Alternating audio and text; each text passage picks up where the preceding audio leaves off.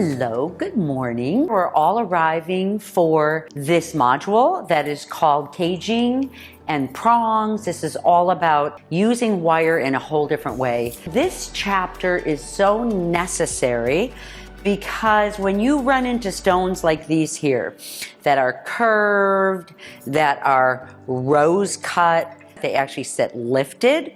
You could bury them in a bezel, but you know, it's so interesting to be able to just kind of put your cage or your prongs by lifting this up. I also want to show caging stones, you know, so these type of stones, how do you cage a stone? Give you height, negative and positive space. When you set a skull, you know, you think, I don't want to cover this with a traditional bezel. How would this piece best be shown off?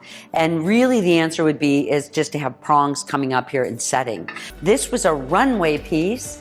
And when I'm building runway pieces, I'm really, you know, have an opportunity to explore different material. The reason I really wanted to bring this piece in is because you can see all the caging all the way across, places that I've actually been able to add stone. So this chapter really is about open space, negative and positive space, being able to showcase your object. That's what we're in store with today. So we might as well get started. I actually I already cut a few pieces up, 4.5 inches, 2.5 inches, 1.5 inches. I'm getting out my very favorite pliers that I love. I'm gonna take my second set of pliers.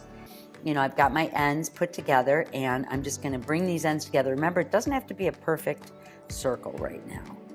Put a little flux on, drop a little piece of the hard. This is much easier to get at. This is just gonna fit right on the end. It should just suction right down into, with capillary action, my join. So I'm heating everything evenly, and this is soldering with wire. Let me get my pick. I don't want my solder to come undone.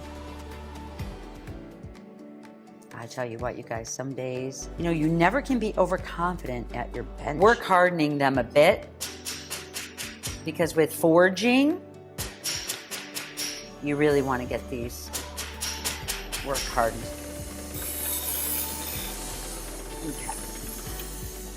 I'm bringing these all the way out to the far end, just like we did the caging before. And then I can see, yay, worked out perfectly. Explore, enjoy yourself. You have a whole month to put together your caging in all different ways.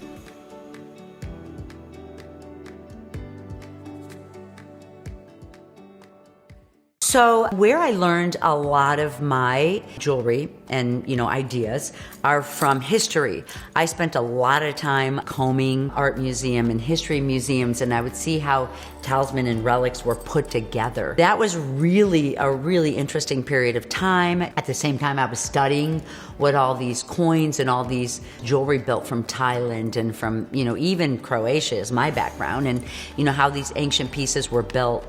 And in repairing ethnographic jewelry, I really learned joins and attachment and what type of joins and pieces lasted through time. You know, what type of joins really help these pieces to remain intact. Everything doesn't have to be filled in. It's about the inhales and the exhales. And this one happens to be an inhale. So really go into your studio, explore. You have a whole month to, you know, work on this whole caging idea to get this technique down, and I'm gonna love seeing the work that you do. So enjoy, explore, and I'll see you soon.